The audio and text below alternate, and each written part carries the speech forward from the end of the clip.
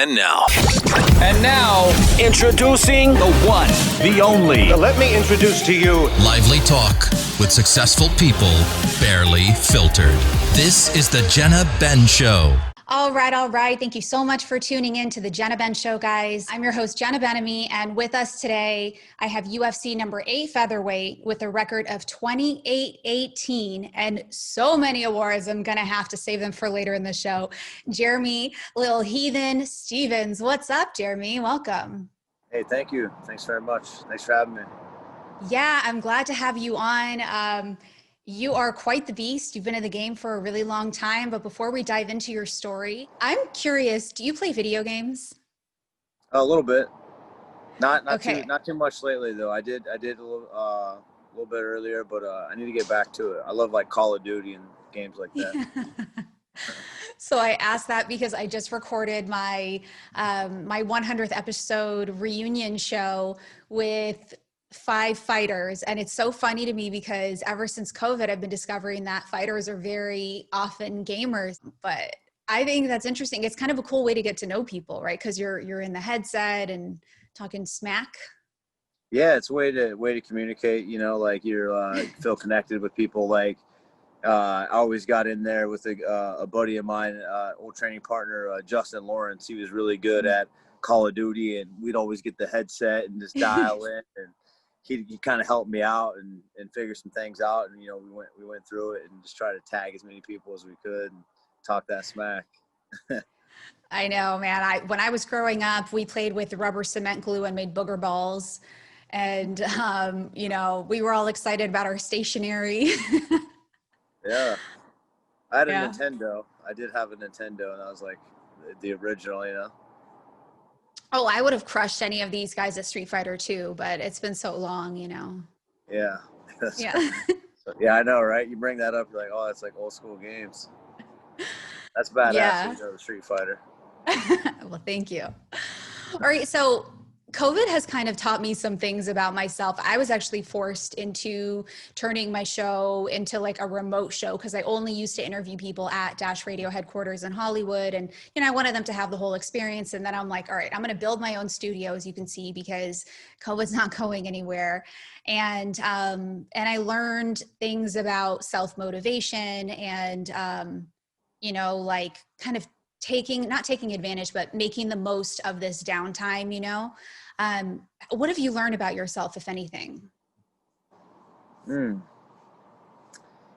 I learned a lot, through COVID. Most of all, too, is like, I feel like another thing is that I don't have my family out here. So I can't drop my kids off to my mom or dad's place, like on the weekend. And we spend a lot of time. And in that time, it did help me teach like my kids more about like life, day-to-day life, about budgeting, because like they're here in the household, they're seeing how things go and the discipline and kind of sticking to a routine and learning to kind of like shake things off. Things are going to come at you. I can just go on and on about the things that's just been going on, but a lot of positive. It's been really positive. People hear about the news or this and that, but in my household, it's been great. We've connected. The communications on another point, the togetherness, and it's been fun. My kids are growing up, so it's interesting around this house. Word on the street is that you're a fantastic father. And now, anytime I've asked anybody this question, they've always talked about themselves, which is totally fine because I pitch it that way, but you chose to talk about, things that are part of being a father. And I think that's wonderful.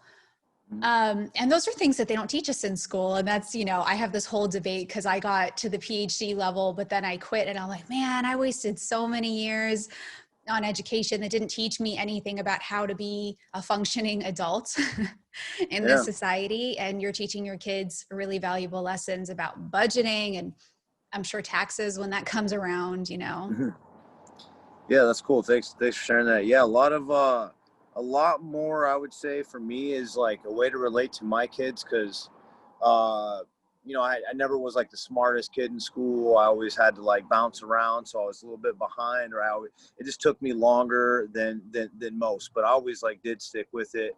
And emotional intelligence is very, very valuable. I feel like that I have a gift to give to my kids, and the things that I can kind of relate is more realistic in real life. That's gonna help them. Like, for example, I'll be like, "What do you want to do?"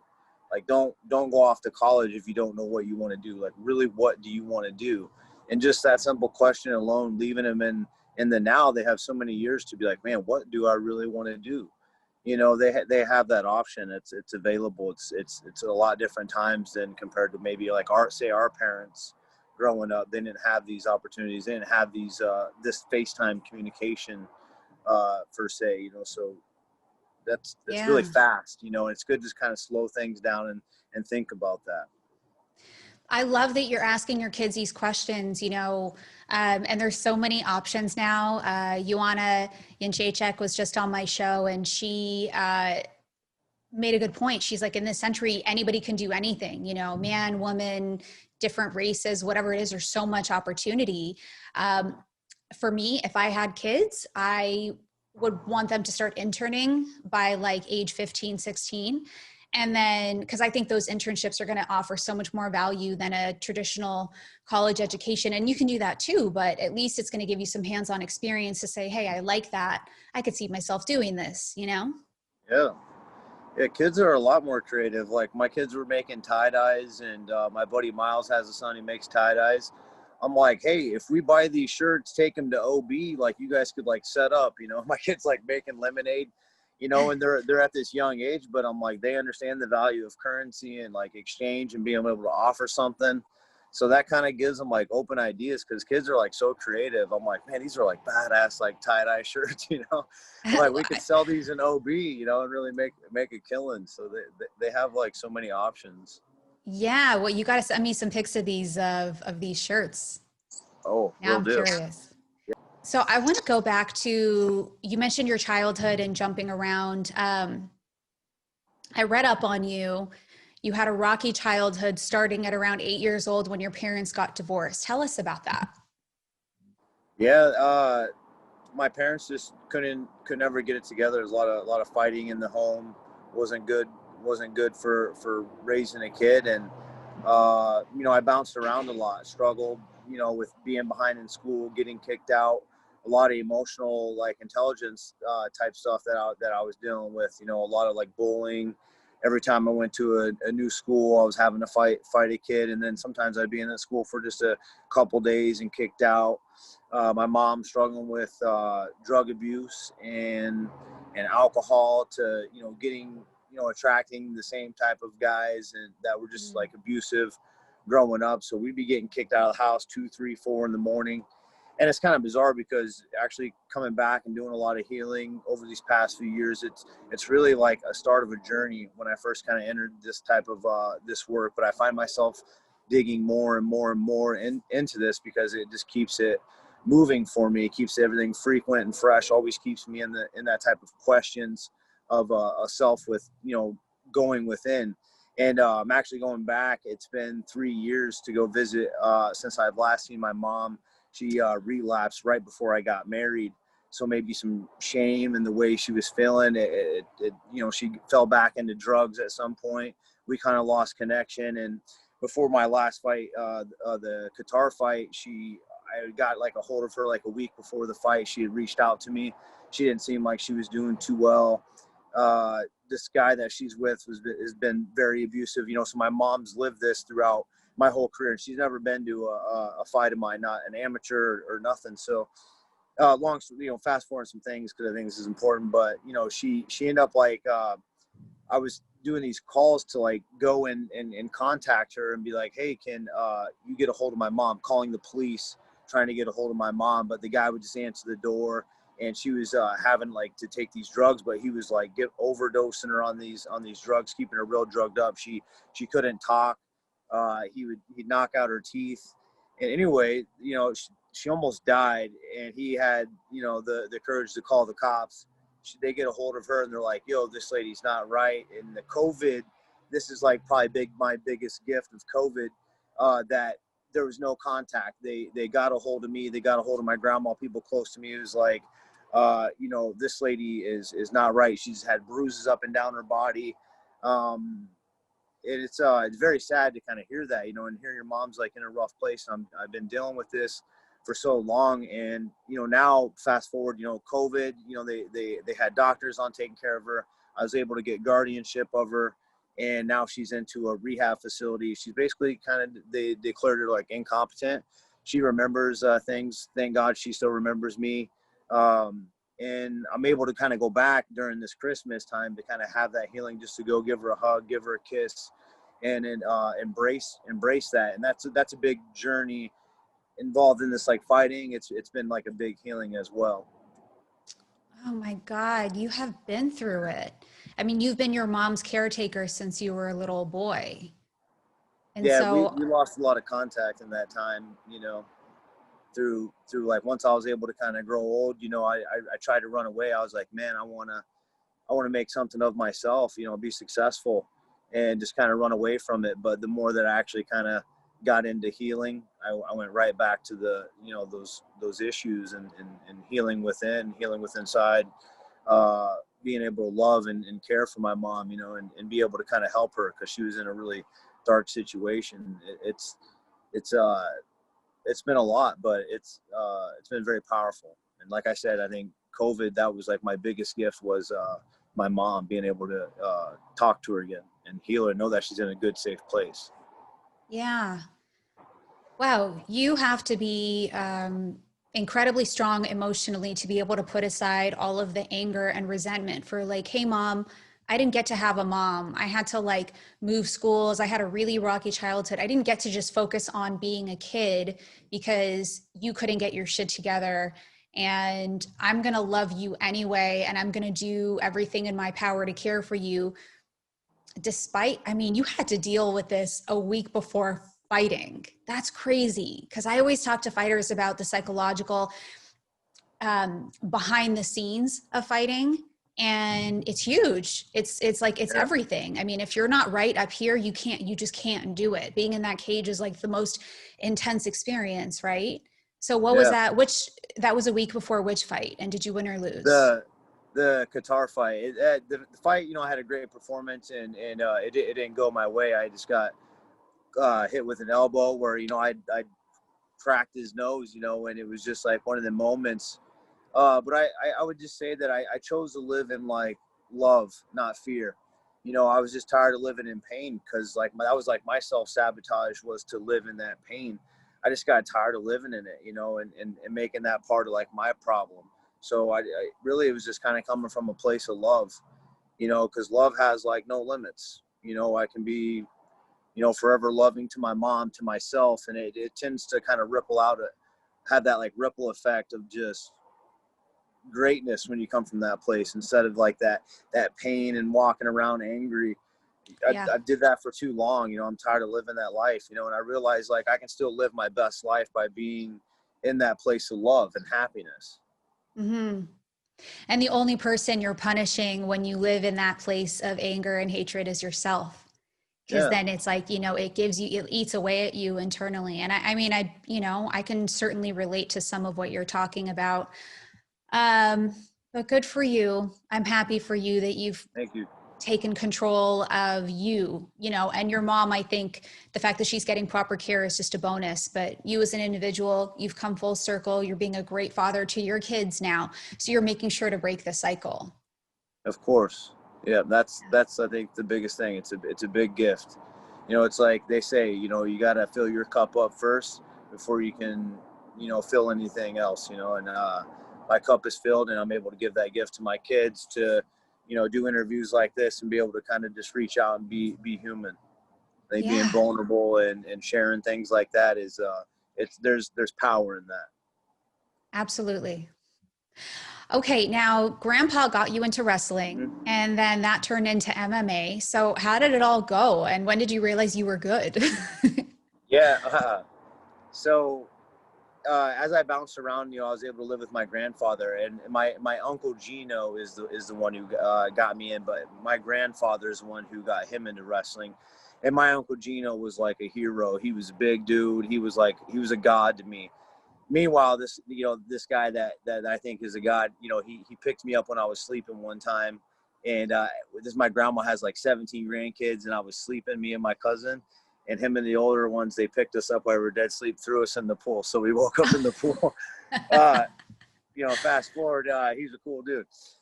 He got me into wrestling. He was a leader. He was just one of them guys, football, wrestling, and my grandfather. And he kind of saw me coming in and out. I was dealing with anger, and not being able to have my mom around. He wanted to kind of direct this because he kind of seen me beat up a few kids in my neighborhood, and he's like, man, you got something. And this is at the age of 8, 9, 10 years old, 11. Wow. And, he would take me to these wrestlings, and he just really liked the way that I got after it. And he'd always show me these UFC old school VHS tapes down in his basement. He's always down there. It was like his dad, and I'd always love going down there and kicking it with him. And he'd show me these tapes. And then, my uncle was off in Simpson College in Iowa at the time wrestling. And I'd go up and visit him and watch like his wrestling practices. They'd have like the family in there. I became 16, and my grandfather, he's a well-liked guy. He's back in Iowa. He's like, hey, come down to this bar. They're signing up. They're doing those MMA fights, no holds bar. And I was like, okay, I'm 16. I don't know how I get in there. Oh, come in. I got you. I know these people. So yeah, I went down there, and I saw it, and I was just like, man, I think I can do this. And I came back the next week and fought. And, that was kind of the start of the whole MMA thing. Is once I had fought and I realized, I was like, man, I really like, beating another guy and having that power. And, I knew I could knock people out long before that. I'd been in some street fights, and just kind of compete and do it like in front of people and live like that. It was a different experience. And then, what you got after that for kind of being exciting, people wanted to be around you. So it was all fast, and my grandfather, he was like, man, you got it, stick with it. When I was 18, I was going to have my first pro fight, and he had died from cancer. I remember going down and visiting him in that same basement, and he was sticking a tube through his stomach, and he got real skinny. And I was with him the day he died. He was in the hospital like a day or two before that. It was sad because my mom was there, and he was like, Pam, you're a good woman. I just heard this guy on his deathbed to say like these amazing things about my mom. I still get kind of like choked up talking about it. And he just left something in my heart. And he remember looking at me, and he'd always give me a thumbs up, and he's like, you go for it, do whatever it takes, and really like follow your dream. And then I was with him the day after that, and he wasn't really talking, and then he had passed like that later that evening. And then my other grandfather, he was a real estate guy and investing before he had passed. He would show me how to like get sponsors and the way that I should go about transferring over. He's like, you should just quit your job. You got what it takes. These guys believed in me before I could. I was like, dude, you fucking kidding me? Quit my job? Like, like, what are you talking about? I was like, I didn't think it was really real, but, come to figure it out, I've been watching it since I've been in like 4th, 5th, 6th grade. I've been in fights trying to defend myself. A lot of growing up, rough upbringing. I was like, man, I was really just, now that I look back, and the way that my family and my mom, my dad, growing up, the way it was like a beautiful like gift. The way that I was able to kind of take it was as a gift, and it's amazing. It's been a hell of a ride, and I'm not done yet. I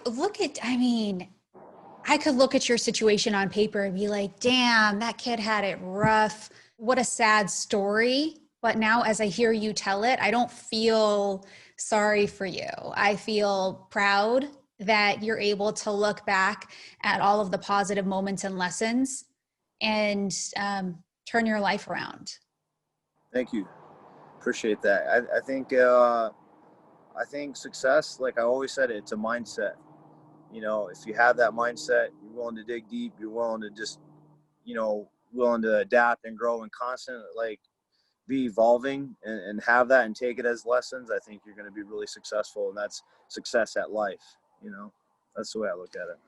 So who's the dig like way back to when you were watching UFC tapes. Now, who's like the first fighter that really inspired you? You know, like a lot of guys, a lot of the international guys I've talked to mentioned Fedor, you know, Right. but like who's someone that you thought, man, I want to be like that guy? You know what, man? I really like Tank Abbott. He was knocking people out brutally. Tank Abbott, Vitor Belfort, Mark Kerr. I remember him, kneeing people. I remember I my style, I like brutalness. I like kneeing some guys in the head, and head kicking them and kind of that vicious style. Vitor Belfort was a really exciting guy. Tito Ortiz, he had that ground and pound with them elbows, but Tank Abbott too, man. He just had that raw power and that attitude. He'd be like, "Get off me, don't fucking touch me," type dude. And I just loved it, and the way that he would just brutalize people in his knockouts. I was attracted to that, like that type of power. Like, dude, that dude's like, he's a freak of a human. Like, I want that guy to be my dad. the way he's like kicking ass, So, Mark Kerr, Tank Abbott, they're like kind of like pioneers. Those were the first like tapes that I grew up watching with my grandfather, like the beginning of it all. And when I saw Hoist Gracie, choke these guys out, and these guys were tapping like all crazy. It was just that was the beginning for me. That was it. That was a I was moment hooked. where you realize that, being a solid striker isn't enough, right? Like you could Yeah, actually win, you could hurt somebody, you could take somebody out on the ground. yeah. And I was wrestling at the time, so I'm like, dude, you should be able to like manhandle that guy. Like, and there's these guys, Ken Shamrock, going in and Yeah. getting choked out. Like, what is this? This is actually Frank Shamrock's third UFC championship belt. That's awesome. Pretty cool, right? Yeah, I got Yeah. lucky. I had him on the show. I met him at Bellator like early last year, and then I invited him on, and he was like, "Cool." And then we actually became good buds, and we're doing some stuff, behind the scenes together. And I just asked him, I'm like, Frankie, I got to make my own studio. This COVID thing isn't going away. It would be such an honor if I could hang one of your 5 belts in my studio. And he was like, sure. I was like, wasn't that easy, Yeah, I yeah. couldn't believe it, Badass. but that's also a lesson in life. Just ask, like, what's the worst thing that could happen? They say no, Yeah, yeah. So, okay. There's a good TED talk on that. It's like the power of rejection. Tell You ever tell seen us that? like the quick notes. You just have to watch it if you're really into something like that and you're like kind of Yeah. like uncomfortable. Do something uncomfortable and check out the power of rejection on the TED Talk.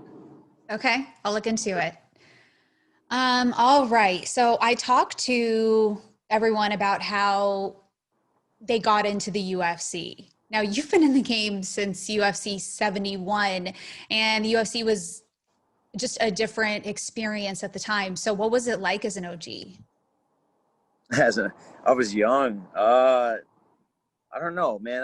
I did things without thinking, in them younger days, yeah, really, I wanted to be in the UFC. Once I had that first fight after my other grandfather had my grandfather had died, I knocked the guy out in 33 seconds with a brutal uppercut, and I mean, I left him just like dead, And I was like, man, like I have something here. Like I wanted to go for it. They called me up a couple weeks later. I went up to Minnesota. I started traveling. I started fighting around Des Moines, Iowa, where I'm from locally. Went to like New Orleans, got a belt. So I was traveling around, kind of the way my style, my way of fighting. People were starting to recognize me.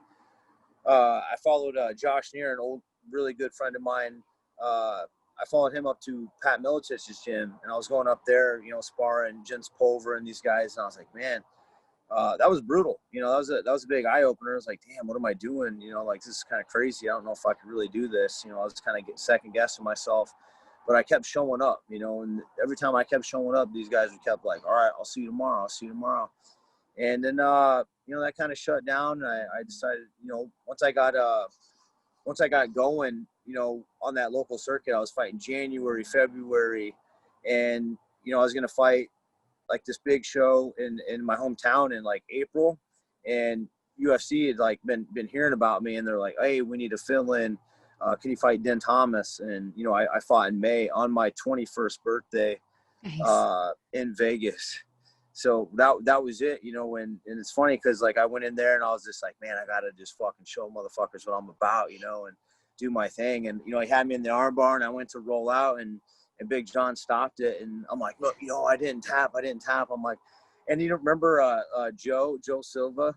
You know, I didn't know who he was at the time. You know, he's like, I'm like, this like little Joe Pesci guy comes in. And he's like, hey, shaking my hand. And I'm like, and I'm yelling at him. I'm like, I didn't fucking tap. And he's like, I know, man. He's like, you'll be back. And he's like patting me. And then like my buddy's like, do you know who that was? Like, this is like way after the fight. And I'm like, no. He's like, dude, that's Joe Silva. That's the matchmaker, bro. He said, you'll be back. And, you know, I'm like, the next day, I'm like, I'm in tears. You know, I'm like, dude, I just lost my dream. You know, I'm like, this is crazy. Like going nuts, you know. And then, you know, they ended up calling me back. So that was the welcoming end of the UFC. And then, you know, my next fight I'd won. And then I fought Cole Miller, who had been on the show. So, you know, I'd skipped the show and kind of just got right into the UFC. And that was the beginning. Amazing. Speaking of Big John, he was a guest on the show. You got to hear his trademarked line, "Let's get it on." Yeah. It's funny. Yeah. He literally trademarked it, you know, and it's like everyone remembers him for that. Yeah. I remember just watching him, you know, it's kind of like surreal just being there. Like Big John's like, now he's calling my fight, you know? I know. Actually, I had him on the show, and then I'm close with Andy Foster, who's the executive officer of CSAC, the Athletic Commission in California.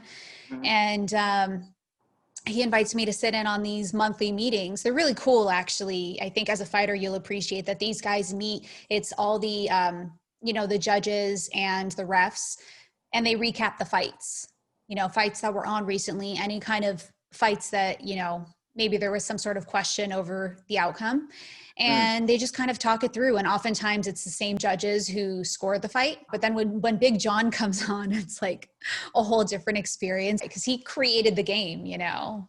Yeah. Yeah, he did. It was cool to share the ring with him. I remember like a couple fights that I had, you know, he'd like, you know, I performed great and just dominated. And, you know, he would like take my hand and he'd just look at me and be like, best I've seen you look, best. He's like, you know, good job. Like, you're looking great. And I'm like, this guy's supposed to say this to me, you know? And, and just to hear that from him was like was a goddamn honor, you know? And then to be walking out there and Bruce Buffer's like, great job, you know? And I'm like, damn, like these guys actually pay attention to me, you know? And I've been growing up watching these guys. And yeah, Big John's a legend. I get to see him in Bellator when I go back for Miles. I'll corner him, and every time I get to chat with him, it's we catch up about a good half hour or so, and we like to bullshit with each other. He's such a great dude. All right, your career. Oh my God, I wanted to save this for the meat of the show because you have so many awards. Okay, so you've won Performance of the Night. You're number 3 in the UFC's total fights list at 33 fights. That's insane. You're number 10 for total fight night bonuses at 10. You're number 5 for total fight time. 6, that can't be right. 6 hours, 28 minutes, and 27 seconds. Sounds something like that, yeah. Because I remember like a while back, it was like 5.5 or something like that. So it's getting up there. I wanted to read it as 6 minutes, and I'm like, no, that's too short. But 6 hours seems so long in the cage. That's insane. And you're still normal up here. Yeah. I get that on airplanes a lot. You start talking to people and you always like, you know, you have a good conversation. You always get that, like, say we're having a convo, like, well, what do you do? And then you're like, well, you know, I'm a professional prize fighter. And they just kind of look, well, like, you don't look bad. And I'm like, well, that's a good thing. I like to move my head and not get hit, you know? They'll be like, you must be pretty good. And then I get them to be a fan. I'll be like, you know, matter of fact, I'm actually heading out to fight or you know, and then, you know, they'll watch me or something like that. And then they'll reach out like on Facebook or message. That's so cute. You know, I was never, they may never have watched a fight in their whole life. And they were like, man, we had our family chanting for you. Like, we're big fans now. So that's always a cool experience to have. I love that. I mean, I get like a fraction of that occasionally when people, you know, watch my shows on YouTube or they come across me on Dash Radio or Instagram and they're like, good job. You know, I've been watching you for a while. And I'm like, oh, little old me. Yeah. Feels good, you know. It feels so good. All right, you got one more. You're tied with Anderson Silva for the second most knockdowns in UFC history at 18. That is huge. They should I have me want as to. number one there, though. They should have me as number one. It's all natural. I've not ever once been sidelined by USADA. I've never once failed a test. I haven't ran from anybody. All natural and good vibes. So let that be known. I want that to be known because I'm a natural man. Yeah, I'm into that. I like to do everything holistic as much as possible. But since you bring that up, did you hear the news about YAIR Rodriguez? Yes, I did. Yeah. So I mean, my understanding is that, they tried reaching out to him 3 times within 12 months, which I guess is standard protocol. He failed to notify them of his whereabouts. So now he's suspended for 6 months. Damn. Yeah. Yeah, Hey, there's rules. there's We got to rules. play the game. We're all in playing that game together, and there's rules. I've had one of them tests, where it is, and I always made sure that I didn't miss another one. I think you get 3, I guess, failed attempts if they try to contact you. So after the first one, normally I'm pretty like adamant about keeping track. So that sucks. How much notice do they give you when they reach out to you? Like to schedule None. I it? mean, Does it? they could show up here right now, and this interview could be over because it's like then they'll follow you along. I've had them there the day of or the day I was cutting weight to make for the Zabit fight. I dehydrated myself, and then they stuck around for like 4.5 hours, like at my Airbnb, or actually it was actually my buddy's house, and for me to go pee, and then like it took me like 2 times to even go. You don't Oh get my any God. notice. They can come to your gym. If I travel out, when I leave, say when I got to go back to say Iowa, I got to let them know. You got to be in contact all the time, or they'll call you like, hey, where you at? You have like an hour or so to be there and make that time. So if you miss one, That's you're pretty crazy. like on notice. Like, hey, I got to stay alert. You miss 2, you should be you should be checking in pretty much every damn day. Yeesh, you guys are like, you might as well be wearing an ankle monitor. Yeah, I mean, the guy comes in. I mean, he sees everything, and he sticks around. He's like, we have family conversations. I enjoy coffee with Chris Forberg, and he's a good guy. He's asked me about my family and softball. He's damn near late cousin or uncle or something. So it's good That's times. crazy. Well, at least he's a personable guy and not some like stiff from the IRS. Yeah. Keep those IRS people where they need to be. Yeah. All right. You fought Josh Emmett. He was a guest on my show too. He's known for being a real beast. What was that experience like, especially winning? Yeah, Emmett's tough, man. He's a great guy. Me and the alpha male in our team alliance, we have a lot of going back and forth. Josh Emmett is a great character. I got a chance to fight him right after I fought Choi, like 4 weeks later. Got the call from Dana himself, and I took the fight. And it was a great fight. He knocked me down, had his chance to finish me off, and I was able to recover and get back up and return the favor and enjoy a beautiful, brutal highlight fashion. And nothing but mad love and respect for Josh Emmett. That dude's he got my attention when he put me on the mat, and I have his respect. I was able to fight him, and I wish him nothing but the best. He's a beat, and I'm really happy to kind of see that I beat him and the way that I beat him and the setbacks that he had. It was really cool to kind of follow his story and see him kind of come through and just be knocking dudes, these young up and coming dudes. And OG, I think he fought, Michael Johnson as well. And I lost money on that fight to my wife. I was down in New Orleans with some family, and we watched that fight at a bar. So it's really cool to see him be doing as well as he's doing. And he's ranked higher than me right now, so I'm kind of jealous. He's recovering from his knee injury. He's ranked number 3 on the fight of the night list. I mean, his last fight was crazy, but he's paying for it, with his knee recovery, and he doesn't know when he's going to be able to fight again. And it's that balance of like trying to figure out who's going to cover the cost, for a stem cell, this and that. you know, it's like when you guys get injured, it's not just, all right, go recover. There's like complications, you know, and then you don't know Yeah. how much longer you're going to be out the game. It's scary. Yeah, it's like a real estate business, you know. He's dealt with some injuries in the past, you know. I would, if I were him, I would tell him to look into some functional patterns. Look into, you can look them up on YouTube. There's ways to rehab your body, rolling out. There's some functional training, some stuff.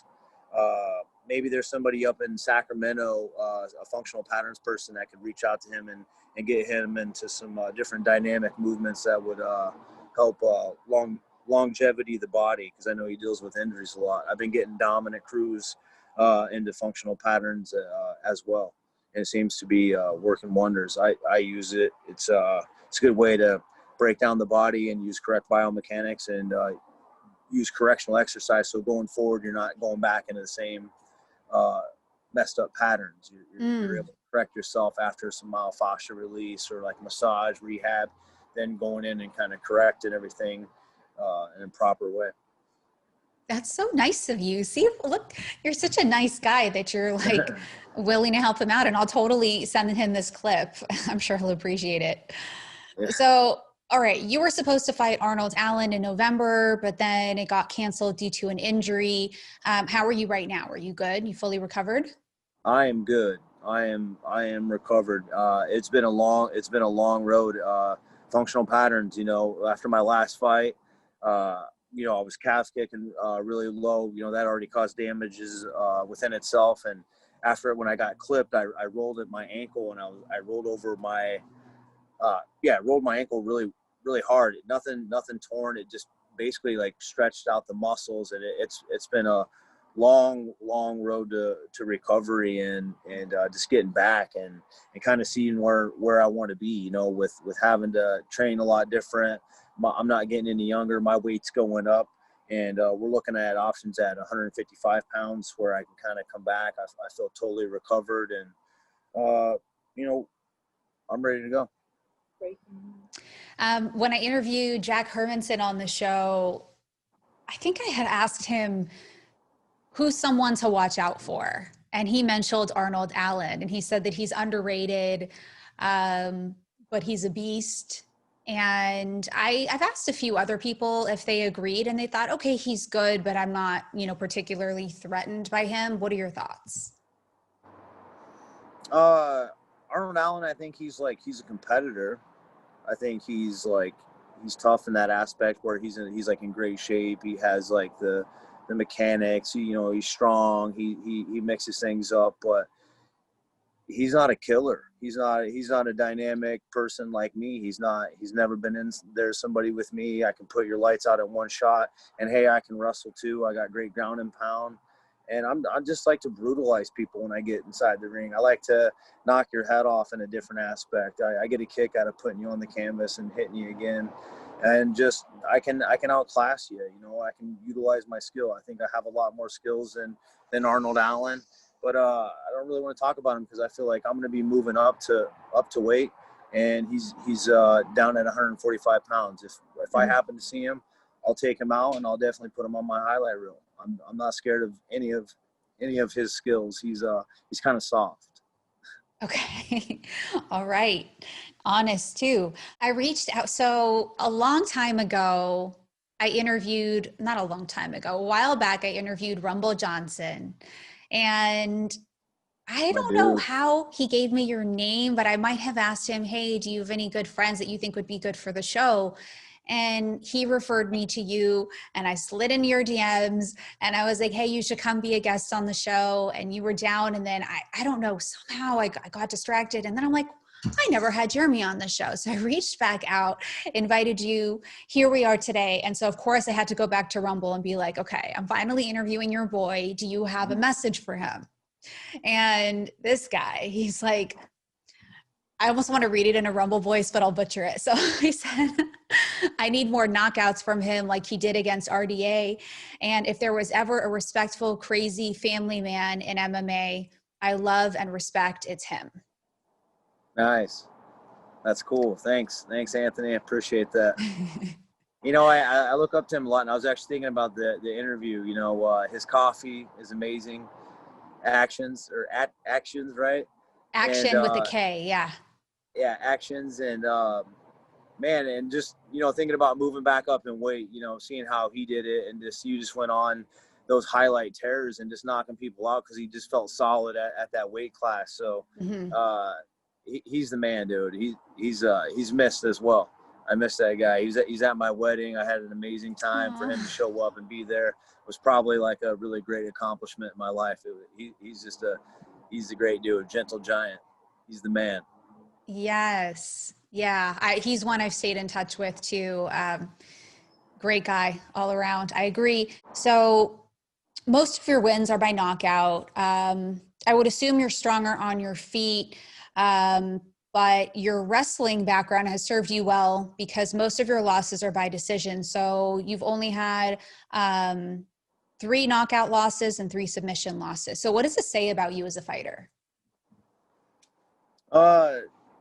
Say that you want to watch me, you want to tune in, you know, so you're like, man, that guy's going to start things off right, you know, and that's typically what the UFC and Dana White, they have me do. They have me kicking off shows, or, you know, if it's a fight night, I'm main eventing. You know, I'm a must-watch, you know, action-packed type of guy. You know, I really love going around and getting a lot of love from my fans and just saying, man, I just love the way that you approach fighting. I love your get-after attitude. I love that you love to fight. Like, no one wants to actually fight you, you know. I enjoy that. You know, it's cool because they appreciate it, you know, and I have really great fans. You know, they appreciate what I bring to the table, and that's action-packed and highlight real action, you know, and just like my big bro, Anthony, you know, we like to knock people out. It's just in my soul.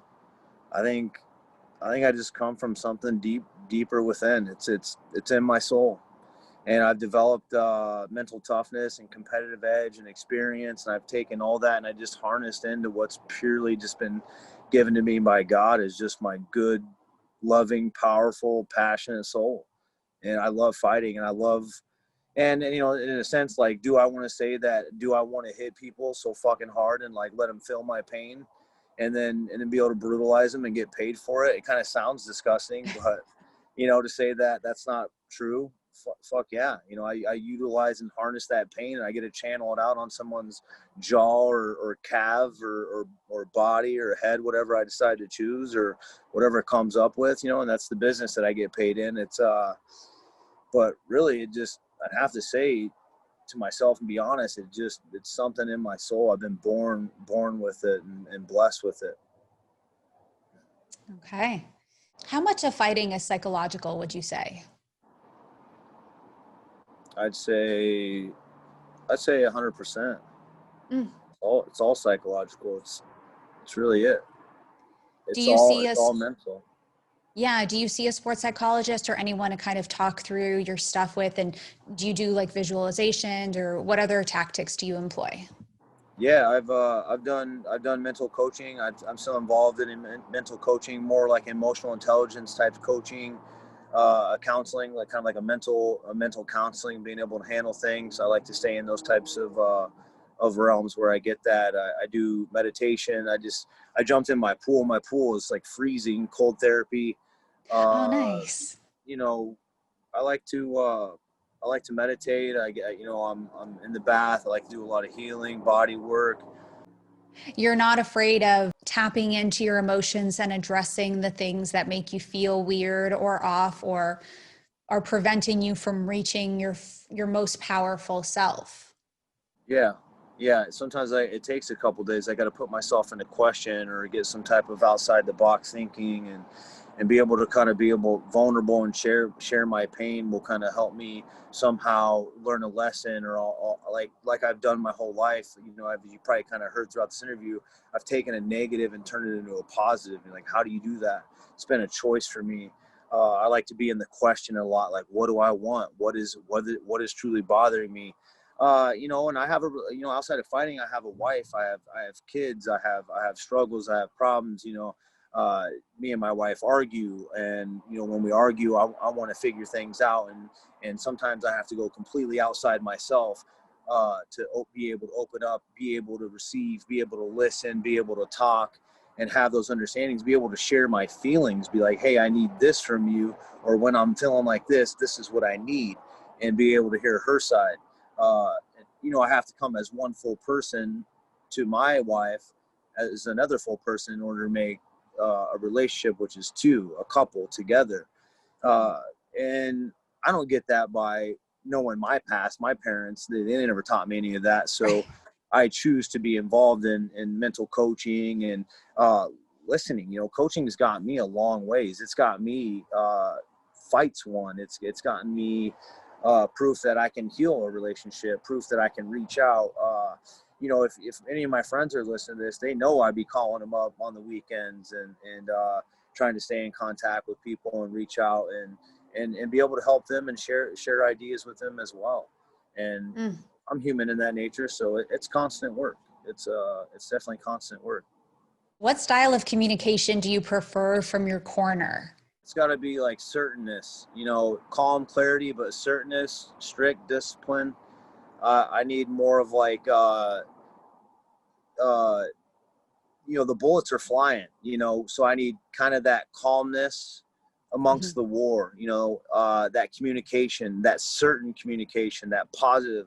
I like people to be certain and not guessing themselves. And Eric Del Fierro, he's an EMT, so he gets to be around these like crazy situations all the time.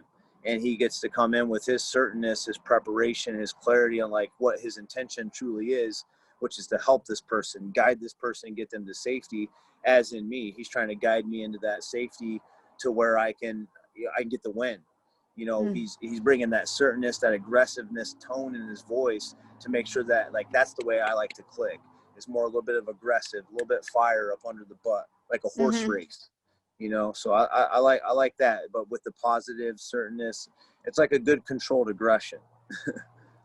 I totally feel it. You described it well. No, you described it perfectly. Okay. And no countertransference. So he's not letting how he feels about the situation impact his job, which is to make sure, that you're good. So I think that's great. And that comes with experience too, but that's probably how I would pick my corner too. Yeah. And that comes in the preparation, because he puts me in these situations where I freak out. I'm calorie depleted. I'm going through these hard ass training sessions, which like I'm like I feel like maybe I don't even need to be in. Like maybe I should be doing some hot yoga.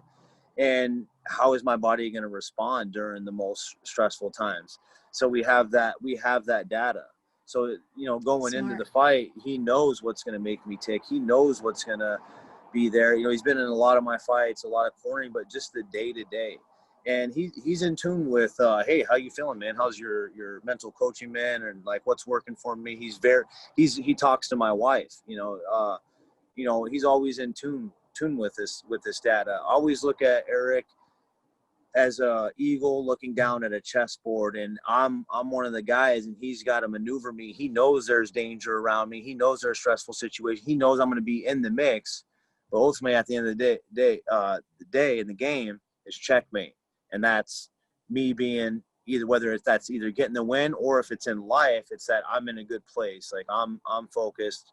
I'm certain amongst myself. Like I'm clean and proper. So Eric is more than a coach. He's just he's a father. He's like a guru, damn near Yoda, sensei.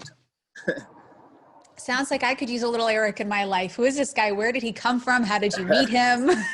That'd be the guy to interview. That would be who I say is Eric Del Fierro. He's the head coach of Alliance MMA, and he doesn't put himself out there very much, and he's one of the best coaches in the world. Interesting. Okay. All right. I'll look him up. Okay. So if there was one fight you had to choose from your entire extensive record that you're most proud of, which would it be? My next one. Okay. I dig it. That's badass. All right. And if there's a fight you could do over again, which would it be? Fight that I could do over again. One that maybe got you, sometimes you get that pit in your stomach and it hurts so bad. Like you want to crawl out of your skin because you're so uncomfortable. I would say the Aldo fight. Mm-hmm. That one kind of got me, making 145 pounds is it's killer for me. And I was, I was having some dry heaves, like, kind of like, No. yeah. And to make the weight, and I had a great camp. And, you know, right before I got in the tunnel, I remember like kind of hitting myself, and I hit my stomach, and I was like, oh man, I was like, God, I was like that. And I didn't hit like very hard. And I was like, man, that's like really tight. And I'm in the tunnel at this point. And I remember just being like, dude, I hope I don't get hit there. And I got hit there, and I was like, fuck, this hurts. And it's just that one that I wish I could get back. The guy's a legend. He's an amazing fighter.